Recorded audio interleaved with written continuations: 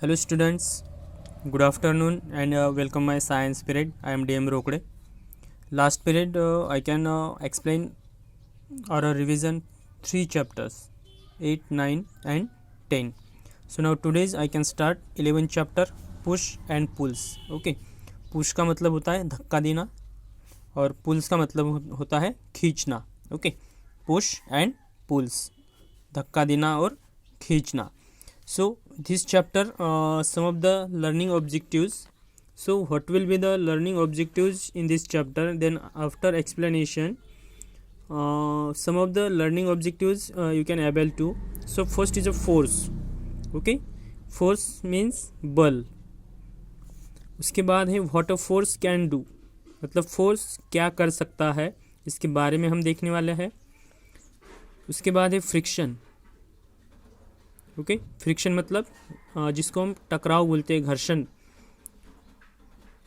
Friction. Then advantages of friction. Okay, मतलब friction के advantages क्या है, मतलब घर्षण और टकराव के जो एडवांटेजेस है वो क्या होते हैं, ये भी हमें देखना है. और लास्ट में एक ऑब्जेक्टिव है डिसएडवांटेजेस ऑफ फ्रिक्शन. ओके, मतलब टकराव या घर्षण के डिसएडवांटेजेस, मतलब नुकसान कौन से होते हैं, ये भी हमें लिखना है. ओके, तो इन 5 पॉइंट्स को आज हम इस चैप्टर में देखने वाले हैं. So first is a think and discuss. If you want to move a table or chair. Okay, if you, अगर आप सोचो कि किसी टेबल और चेयर को मूव कर रहे हो, so how will you do that, आप उसे किस तरीके से मूव कर सकते हैं. How will you do that.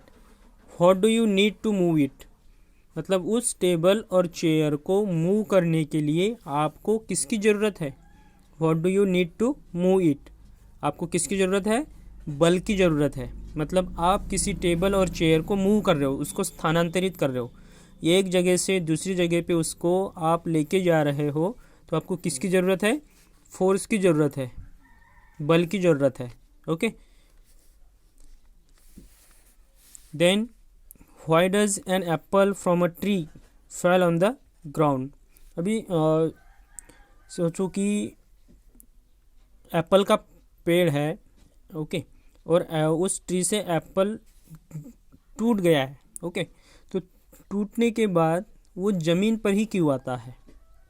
Okay, मतलब पेड़ से गिरा हुआ कोई भी फल ज़मीन पर ही क्यों आता है. Why does an apple from a tree fall on the ground. सो ये किसकी वजह से होता है, ग्रेविटेशनल फोर्स. ओके, ये किसकी वजह से होता है, ग्रेविटेशनल फोर्स, उसको हम गुरुत्वाकर्षण बोलते हैं. ओके, गुरुत्वाकर्षण की वजह से एप्पल ट्री से जो एप्पल गिरा हुआ है वो ज़मीन पर ही आता है, fell on the ground. Okay, so let's start. In everyday life we push और pull things to move them. Okay, अपने रोज़मर्रा की ज़िंदगी में अगर हम देखते हैं, हर दिन की डेली लाइफ में अगर हम देखते हैं, वी पुश और pull things to move them, मतलब किसी भी थिंग्स को मूव करने के लिए हम पुश करते हैं और पुल करते हैं, मतलब उसको धक्का देते हैं या फिर उसको खींचते हैं. ओके, अ पुश और pull is called a force. Push और पुल्स को ही यहाँ पे फोर्स कहा गया है. अ पुश और pulls is called a force, मतलब धक्का देना और खींचना, इसी को फोर्स कहा गया, इसी को बल कहा गया है. Okay, force help us to do many things. Force जो होता है मेनी थिंग्स करने के लिए यहाँ पे उसकी मदद होती है. आपको पुश करना हो, पुल करना हो या फिर किसी चीज़ को मूव करना हो, तो उसके लिए भी ये फोर्स बहुत ज़रूरी होता है. So we can make things move. Stop, मतलब मूव करने के लिए फोर्स की ज़रूरत है, उसको स्टॉप करने के लिए फोर्स की ज़रूरत होती है, उसको टर्न करने के लिए भी फोर्स की ज़रूरत होती है, और उसी के साथ साथ ट्विस्ट करने के लिए, उसको मोड़ने के लिए भी यहाँ पे फोर्स की ज़रूरत होती है. मतलब हमने क्या दिखा है कि अपनी डेली लाइफ में अगर हम देखते हैं तो वी पुश और pull things to move them, किसी भी थिंग्स को हम पुश और पुल करके मूव कर सकते हैं. अ पुश और pull is called a force. Okay, push और पुल जो होता है उसी को फोर्स कहा गया है. and force help us to do many things. So what many things? So move, stop, turn and twist. मतलब उस थिंग्स को स्टॉप करने के लिए, उसको मूव करने के लिए, या फिर उसको टर्न कराने के लिए, या फिर उसको ट्विस्ट करने के लिए, मोड़ने के लिए यहाँ पे फोर्स की ज़रूरत होती है. Okay, so try it out. Look around in your home and make a list of things that you can push और पुल. पुश मतलब धक्का देना और पुल मतलब खींचना. अभी आपको यहाँ पे एक लिस्ट बनानी है. थिंग्स यू कैन पुश, आप अपने घर के या फिर घर के नज़दीक के कौन सी चीज़ों को धक्का दे सकते हैं. ओके, तो थिंग्स यू कैन पुश, तो ये उनके नाम आपको यहाँ पे लिखने हैं. सो 1 2 3 4 एंड 5. ओके, द नेक्स्ट है थिंग्स यू कैन पुल, आप कौन सी चीज़ों को खींच सकते हैं. ओके, तो 1 2 3 4 एंड 5 नेम्स आपको यहाँ पे लिखने हैं. ओके, तो ये ध्यान में रखना है, टेबल को कंप्लीट करना है. Then when you play football, जब आप फुटबॉल खेलते हो. Okay, when you play football, जब आप फुटबॉल खेलते हो, you have to kick the football to make it move to your friend. Okay, मतलब उस जब आप फुटबॉल खेलते हो तो उस फुटबॉल को अपने फ्रेंड के पास पहुंचाने के लिए.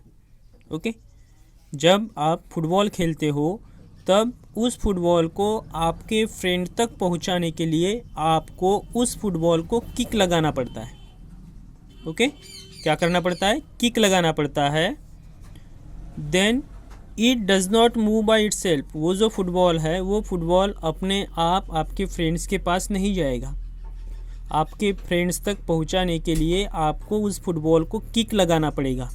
Okay, so your kick puts the football into motion, मतलब आपने जो किक लगाई है उस फुटबॉल को अपने फ्रेंड्स तक पहुंचाने के लिए. ओके, सो आपने जो किक लगाई है, your kick puts the football into motion, आपकी किक लगाने के बाद आपका जो फुटबॉल है वो मोशन में आ गया है.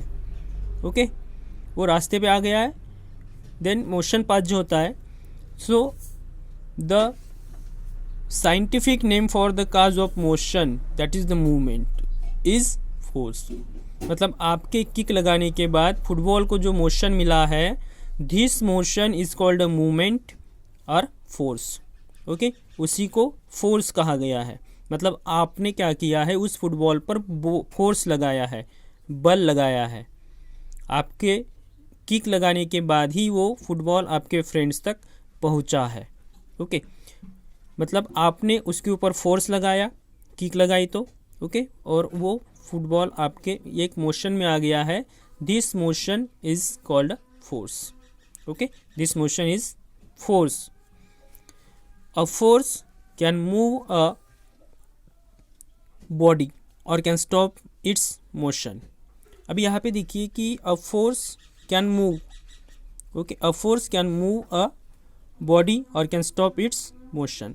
अभी यहाँ पे देखिए कि ये जो फोर्स आपने लगाया है उस फुटबॉल पर, तो वो मूव होने लगा है. मतलब ये स्थानांतरित होगा, एक जगह से दूसरी जगह पे जाएगा. फुटबॉल को किक लगाने के बाद आपने उसके ऊपर फोर्स लगाया. फोर्स लगाने के बाद क्या होगा कि वो मूव हो जाएगा, स्थानांतरित होगा.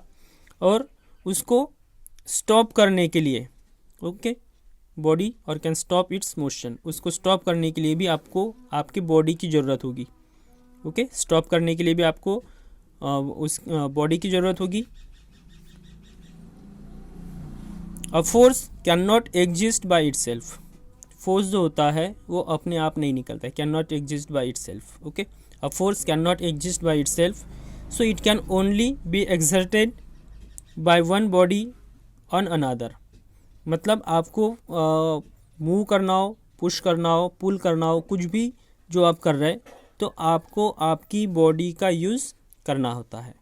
ओके, तो ये बात आपको ध्यान में रखनी है कि आपको जो वर्क करना होता है ये आपकी बॉडी के ऊपर होता है. Body on another. Okay, bye one body on another, ये उसी के ऊपर होता है.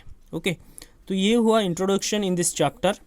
तो हमने देखा है यहाँ पे कि फुटबॉल को किक लगाने के बाद किस तरीके से वो मोशन पाथ में आता है और उसी मोशन को मूवमेंट और एज अ फोर्स कहा गया है। ओके, तो ये बात भी आपको ध्यान में रखनी है। तो आज हम यहीं पे रुकेंगे। ओके, और नेक्स्ट पीरियड में हम देखेंगे what a force can do. Okay, मतलब फोर्स बल क्या कर सकता है, क्या क्या कर सकता है, ये हम यहाँ पे देखेंगे। ओके, तो आज हम रुकेंगे यहीं पे। Good bye, take care.